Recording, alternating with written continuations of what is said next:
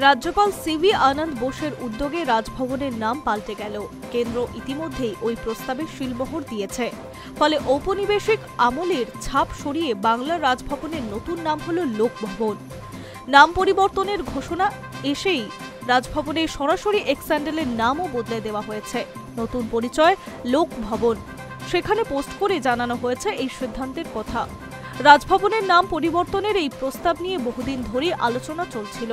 অবশেষে কেন্দ্রের অনুমোদন মিলতেই আনুষ্ঠানিক ঘোষণা করল রাজভবন কর্তৃপক্ষ। এক্স হ্যান্ডেলে রাজ্যপাল লিখেছেন, রাজভবন উদ্যোগের লক্ষ্য ছিল প্রসাদের ওই কাব্যিক দূরত্ব ঘুচিয়ে সাধারণ জনমানুষের কাছে রাজভবনকে আরও উন্মুক্ত করা, তাদের সমস্যা আশঙ্কা শুনে তদানুযায়ী প্রয়োজনে দ্রুত সহায়তায় পৌঁছে দেওয়া। গত 3 বছরে প্রাকৃতিক বিপর্যয় হোক বা সামাজিক উদ্বেগ, রাজভবন সরাসরি জনসেবায় নামিয়েছে বলে দাবি করেছেন রাজ্যপাল। এবার সরকারি পর্যায়ে নামকরণের ভিত্তিতে কেন্দ্রীয় গৃহ মন্ত্রকের এক নির্দেশনা।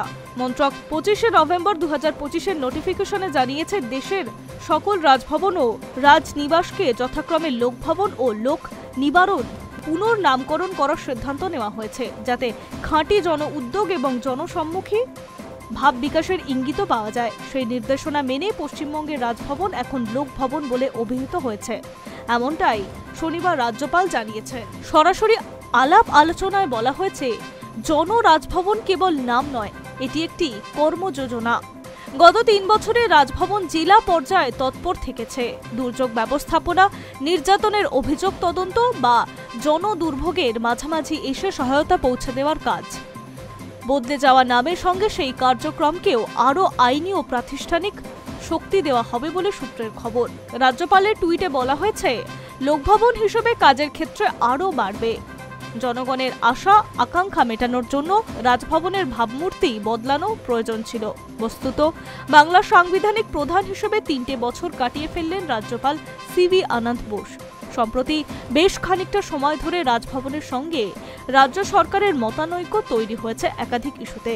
কখনো বিলে সময় মতো সই না করা, আবার কখনো রাজ্য রাজনৈতিক অশান্তির দায় শাসক দলের ওপর চাপিয়ে দেওয়া। নানা বিষয়ে রাজ্যপালের অতি সতর্কতা বিতর্কিত পদক্ষেপ বিড়ম্বনার কারণ হয়ে দাঁড়িয়েছে। যদিও রাজ্যের শাসক দলের সঙ্গে সাময়িক তিক্ততা কাটিয়ে সামগ্রিকভাবে বাংলা নিয়েই মেতে থাকতে ভালোবাসেন রাজ্যপাল। কয়েকদিন আগেই জানিয়েছেন, বাংলায় কাজ করার অভিজ্ঞতা দারুণ। গ্রাম বাংলাকে আরও দেখতে চান, আরও সময় কাটাতে চান। Hi News network.